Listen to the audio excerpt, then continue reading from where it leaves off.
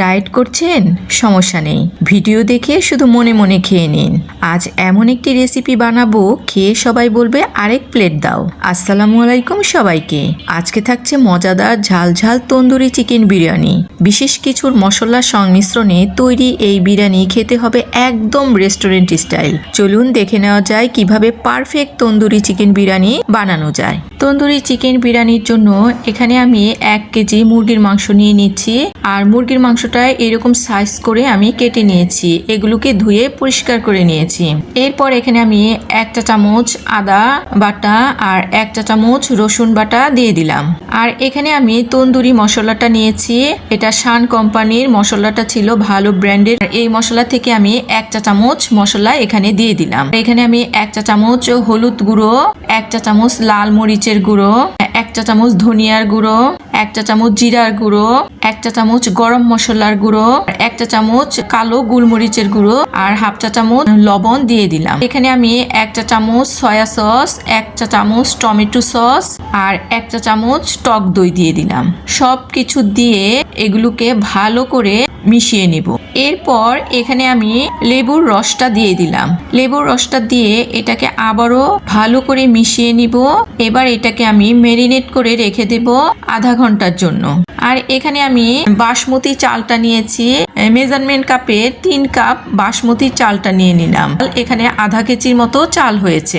এই চালটাকে আমি প্রথমে ভিজিয়ে রেখে দেব 20 থেকে 25 মিনিট। এবার আমি এখানে বড় একটি হাঁড়ি নিয়েছি, সেই হাঁড়ির মধ্যে পানি দিয়ে দিয়েছি। পানিটা যখন বলক এসে পড়বে, এই পানিটার মধ্যে আমি যে সেই চালটা ধুয়ে রেখেছিলাম সেই চালটা এখানে দিয়ে দিলাম। এবার এই চালটাকে আমি রান্না করে নিব। আমি এই চালটাকে 7 থেকে 8 মিনিট রান্না করে নেব। এখানে আমি সামান্য একটু তেল দিয়ে দিলাম যাতে করে এই চালটা একটু ঝরঝরা হয়। এবার 7-8 মিনিট পর আমি এখানে উঠিয়ে দেখিয়ে দিচ্ছি। খুব বেশি নরমও হবে না, আবার খুব একটা শক্ত হবে না। যখন একদম 80% হয়ে যাবে তখন আমি এটাকে ঝরা দিয়ে রেখে দিব। এই রাইসটাকে আমি ছড়িয়ে বাতাসে রেখে দিব যাতে এটার মধ্যে পানি আর না থাকে।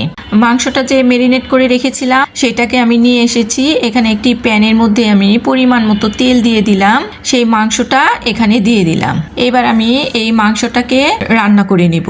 বেশ কিছুক্ষণ এটাকে নেড়ে চেড়ে নিয়েছি। এবার আমি ঢাকনা দিয়ে ঢেকে রেখে দেব 15 মিনিট। 15 মিনিট পর আমি ঢাকনাটা খুলে দেখিয়ে দিচ্ছি। এটার মধ্যে পানিও এসে পড়েছে। আমি কিন্তু পানি দিয়ে এটা রান্না করিনি, চুলার আঁচটা একদম কমিয়ে এটাকে ঢেকে রেখেছিলাম। এবার এটাকে আমি নেড়ে চেড়ে ঢাকনা দিয়ে ঢেকে আবারও এটাকে 5 মিনিট রান্না করব।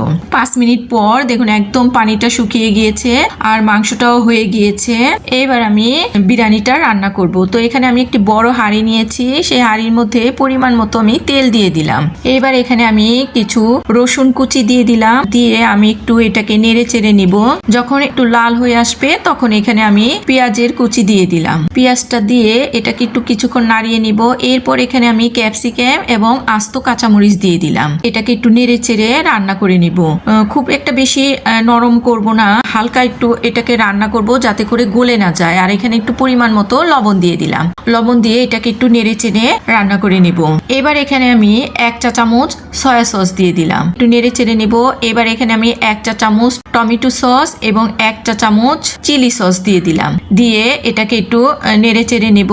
এবার এখানে আমি সেই রাইসটা যে ঝরা দিয়ে রেখেছিলাম সেই রাইসটা এখানে আমি দিয়ে দিলাম। রাইসটা আমি একটি ট্রের মধ্যে ছড়িয়ে রেখেছিলাম যাতে করে এটার পানিটা একদম শুকিয়ে যায় এবং ঝরঝরা হয়ে যায়। এটাকে একটু আলতো ভাবে নেড়ে চেড়ে নেব। যেহেতু আমি বাসমতি চালটা দিয়ে এই বিরিয়ানিটা রান্না করব, তাই চালটা যাতে ভেঙে না যায় সেজন্য খুব আলতো ভাবে আমি এটাকে রান্না করব।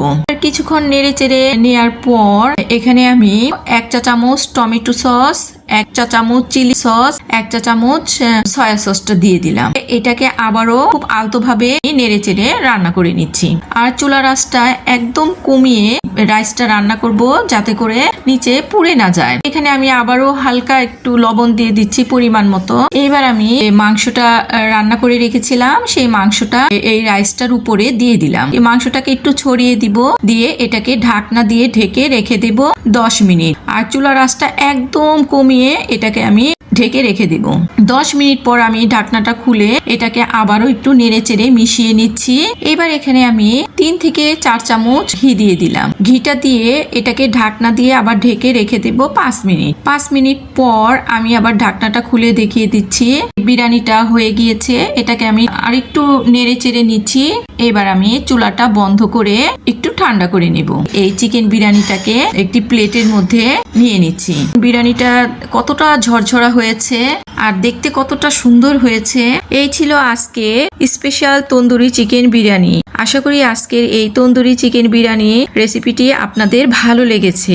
ভিডিওটি ভালো লাগলে শেয়ার করুন আর লাইকটা এমনভাবে দিন যেন হাঁড়িটাও খুশি হয়ে যায়। আর সাবস্ক্রাইব করে পাশে থাকুন, কারণ পরের রেসিপি আরও বেশি টেস্টি আর আরও বেশি বিপজ্জনকভাবে লোভনীয়। সবাই ভালো থাকবেন, সুস্থ থাকবেন। আল্লাহ হাফেজ।